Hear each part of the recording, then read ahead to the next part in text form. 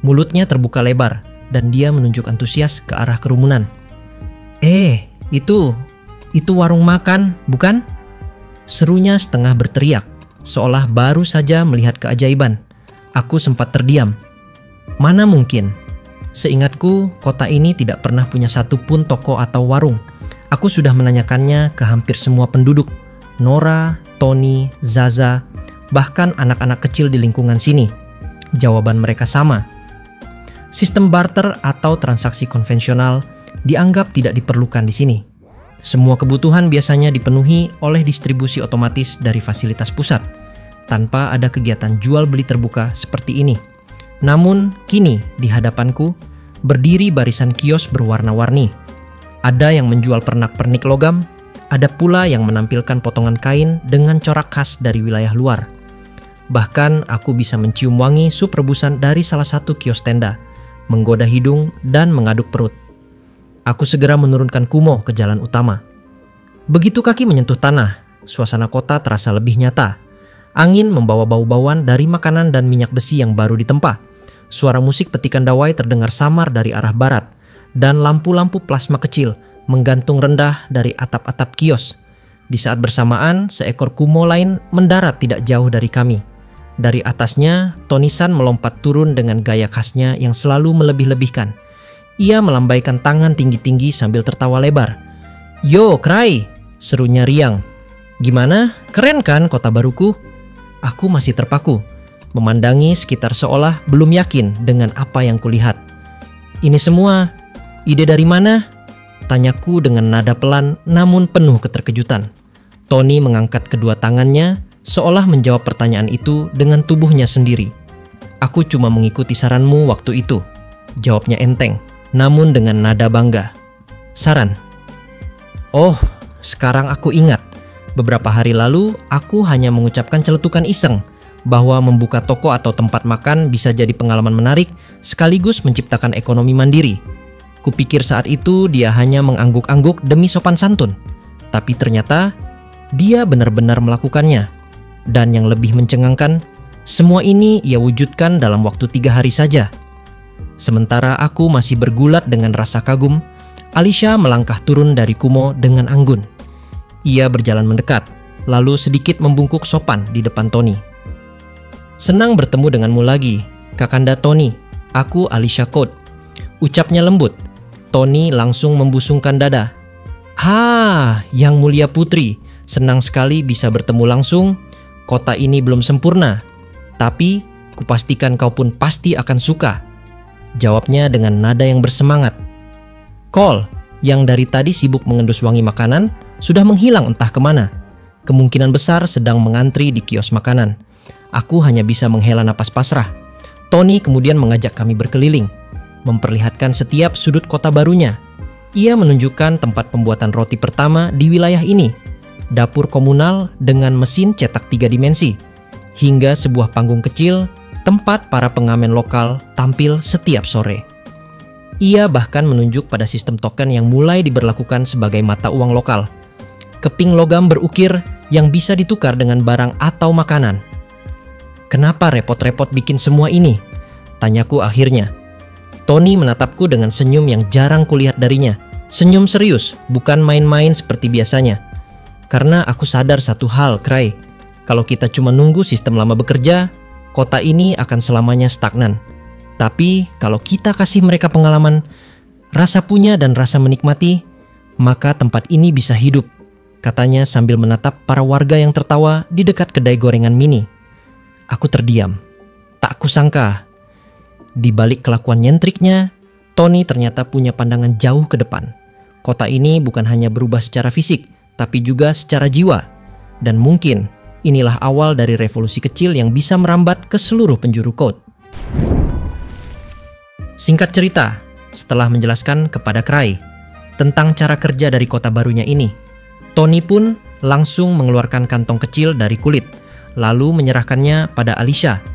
Di dalamnya ada koin emas mengkilap seperti yang tadi sudah disampaikan. "Ini uang jajan, gunakan di toko-toko sekitarmu. Barangnya mungkin terbatas dari sistem, tapi pilihannya sangat banyak." Tony melanjutkan, Aku buat sistem koin emas ini hanya bisa diproduksi olehku, lalu kusebar ke warga. Sekarang di sini mengumpulkan koin emas sudah jadi simbol status, semacam minigame dalam hidup. Seru juga ya. Kalau di tempatku itu namanya bekerja lalu mendapatkan gaji. Tapi dengan banyaknya aktivitas dari para penduduk kota ini di jalanan, maka untuk sekarang kotanya jadi terasa seperti festival. Nah, di momen inilah Tuan Putri yang dari tadi tak bisa diam kini langsung menarik lenganku sambil berkata dengan cepat, "Cry, ayo cepat belanja. Kakanda Tony ikut juga ya?" Tony tertawa lebar. "Tentu saja, aku akan jadi pemandu kalian."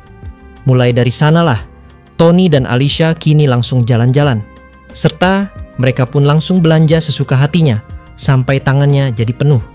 Sementara itu, semua orang yang melihat kelakuan kami kini akhirnya langsung berbisik dan berkerumun.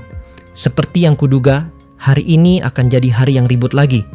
Alias, tidak ada satupun hari santai sejak aku mengajak Alicia keluar kamarnya. Hari itu jadi hari paling heboh dalam ingatan Tony dan juga hari paling seru. Sekaligus paling tak terlupakan dalam hidupnya. Bukan karena ada serangan musuh atau bencana besar, tapi karena untuk pertama kalinya Tony benar-benar merasa seperti seorang pemimpin. Padahal yang dia lakukan sebenarnya tidak banyak, hanya memberi perintah sederhana, menyuruh warga membuka toko, membagikan koin emas, dan membangun beberapa gedung di pinggir jalan utama. Semuanya bisa diselesaikan dalam sekejap mata berkat sistem kota yang dia kendalikan. Tony bahkan sempat berpikir, apa ini cukup? Apa benar hanya begini bisa mengubah suasana?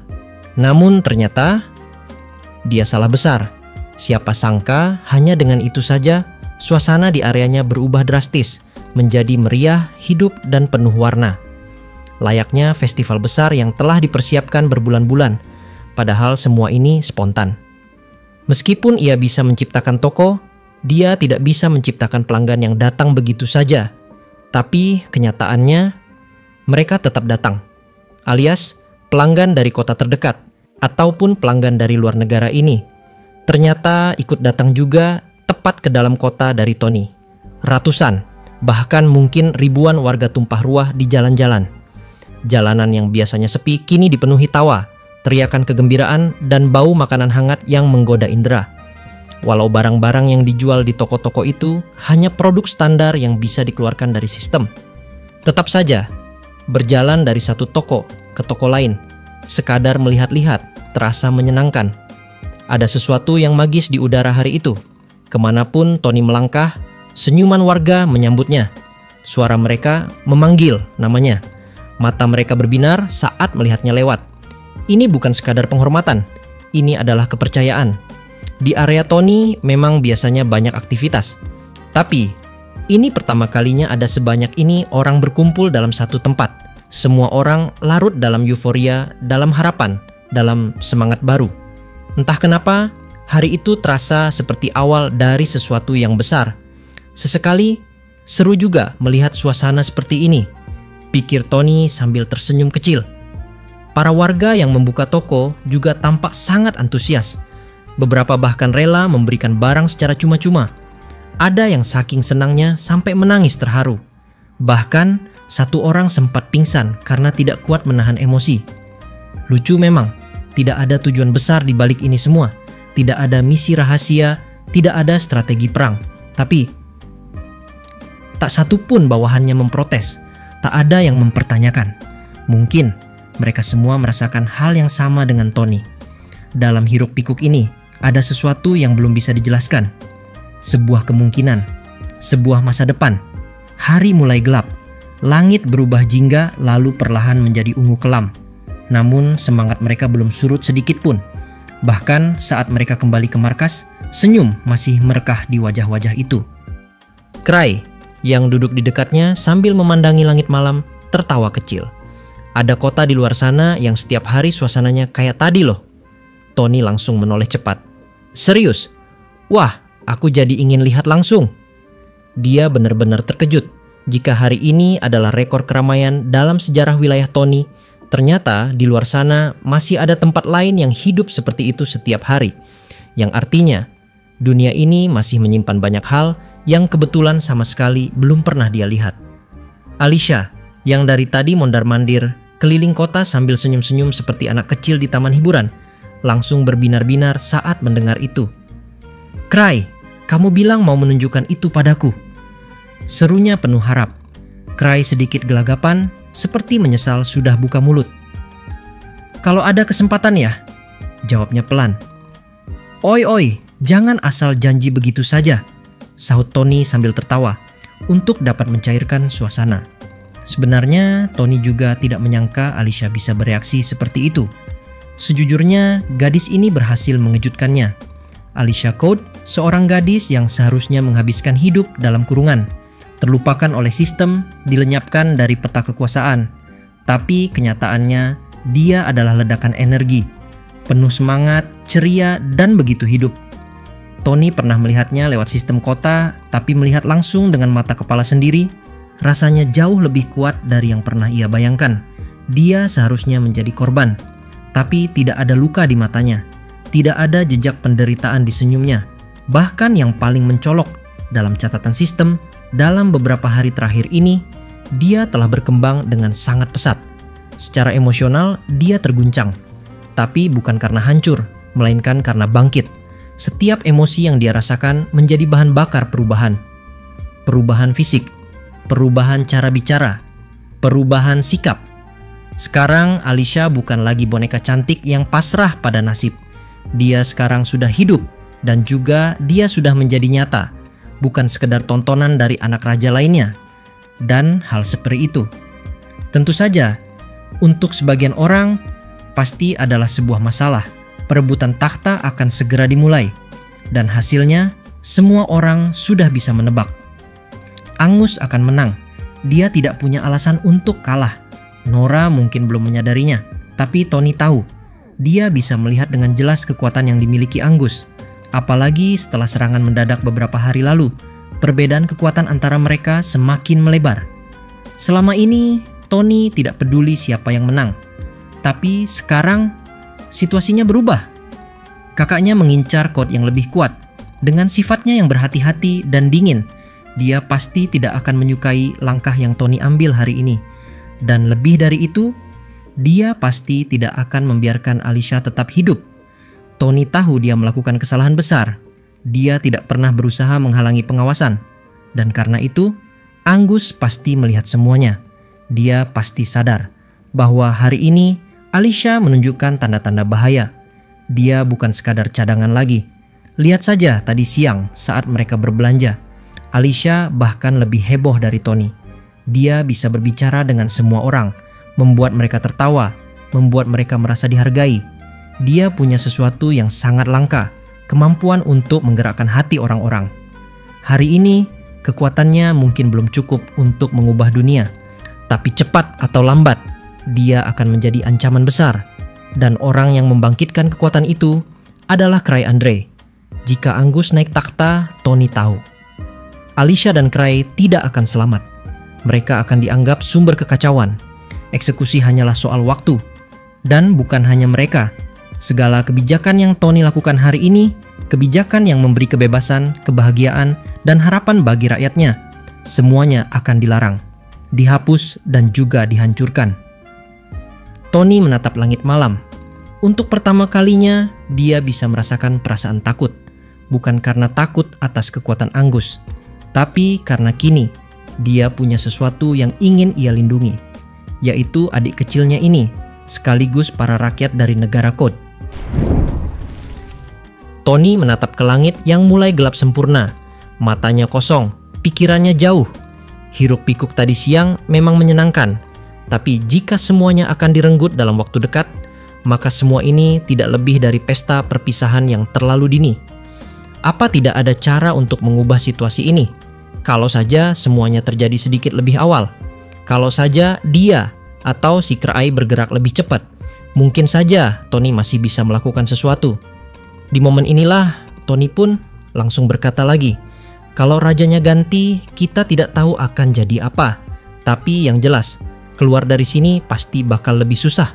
Dan melakukan hal seperti tadi bisa-bisa jadi mustahil. Tapi kemudian, suara ceria milik Alicia langsung menyelip di antara ketegangan itu. "Kalau Kakanda Tony yang jadi raja, gimana?" Tanyanya polos sambil memiringkan kepala. "Apa bakal ada lebih banyak toko lagi? Lebih banyak makanan enak? Festival tiap minggu?" Tony tertawa kecil. "Itu sih susah. Dengar ya, bahkan Kaisar Petir saja kesusahan menggulingkan kekuatan abangku. Dan dia bukan orang sembarangan. Kekuatan Agus ternyata jauh lebih besar dari yang Tony perkirakan. Bahkan terlalu besar untuk disebut rintangan. Itu lebih menyerupai tembok hitam yang menjulang tinggi, dingin, dan tidak bisa ditembus. Dan semua kekuatannya itu berasal dari satu nama, yaitu dari Jin Gordon. Pria asing dari luar kode, tidak berasal dari keluarga bangsawan, tidak punya gelar. Tapi begitu menginjakkan kaki di negeri ini beberapa tahun lalu, dia menghajar habis-habisan para bangsawan bawahan Agus satu persatu. Dalam hitungan hari, dia sudah duduk di kursi penasihat tertinggi. Sejak saat itu, kekuasaan Agus yang sebelumnya sudah mapan menjadi tidak tergoyahkan. Di balik setiap keputusan militer, strategi politik, bahkan propaganda di media, ada jejak tangan Jin Gordon di sana. Dia penuh perhitungan, licik, dan mengerikan. Dengan segala logika, perhitungan, dan data, tidak mungkin mengalahkan Angus secara langsung. Tapi di tengah situasi segelap itu, Cray tetap tenang. Cray malah tersenyum kecil dan menepuk dada dengan percaya diri. "Udah, santai aja," katanya enteng. "Serahin aja ke aku. Aku udah punya rencana. Nggak bakal bikin kalian rugi kok." "Kakanda Tony!" seru Alicia dengan penuh semangat, mengguncang lengan Tony sambil berbinar-binar. "Serahkan saja pada Cray, pasukan pengawalku luar biasa kuat loh. Dan Cray juga hebat. Dia itu beneran bisa mengubah sesuatu." Tony menatap wajah gadis itu, mata yang begitu jujur, begitu yakin. Seolah dunia ini masih bisa berubah hanya dengan satu kata, percaya. Tapi bagi Tony, Cray tetap sosok misterius. Tidak terlihat seperti orang yang bisa dipercaya sejauh itu. Oke, omongannya menarik. Aksinya beberapa hari ini mencengangkan. Tapi tetap saja, dalam sistem, nilai evaluasinya cuma 4. Standar penilaian memang samar. Banyak yang bilang nilainya tidak hanya ditentukan dari kemampuan tempur, tapi juga dari semangat, pengaruh, bahkan motivasi hidup. Dengan kata lain, pria yang berdiri di hadapannya ini adalah orang yang tidak punya kekuatan dan tidak punya motivasi. Seharusnya itu berarti dia adalah beban. Tapi nyatanya, malah dia yang memicu semua ini. Euforia hari ini, percikan perubahan. Percaya atau tidak, semua itu dimulai dari dia. Dan justru karena itulah, Cray adalah orang yang menarik. Mungkin, menyerahkan semua padanya juga bukan ide buruk. Karena jujur saja, sekarang bukan lagi saatnya bersandar pada penilaian statistik. Mereka butuh sesuatu yang tidak terduga, sesuatu yang bisa menembus sistem, sesuatu yang tidak bisa diprediksi oleh Jin Gordon, atau bahkan oleh sistem code sendiri. Ada kemungkinan bahwa Cray sudah menemukan celah dalam sistem, bahwa dia berhasil membobol kunci rahasia yang bahkan raja sekalipun tidak bisa retas. Jika benar begitu, maka mereka akhirnya punya sesuatu untuk melawan Agus. Tony menghela napas panjang, melepas kacamata hitamnya, lalu menatap Cray dengan mata tajam yang serius. "Baiklah," katanya pelan namun tegas. "Kalau Alicia sampai bilang begitu, maka aku akan serahkan semuanya padamu." Dia menyilangkan tangan. "Kalau ada sesuatu yang bisa kubantu, langsung bilang. Jangan main kode-kodean. Kita sudah tidak punya waktu." Cray tampak terkejut sejenak. Matanya berkedip cepat. Lalu, entah mengapa, dia justru tersenyum canggung. Lalu dia menggaruk kepala, seperti mengingat sesuatu yang tiba-tiba penting. "Dengar, aku gak minta apa-apa, dan juga aku gak butuh apa-apa buat bisa ngelawan Agus.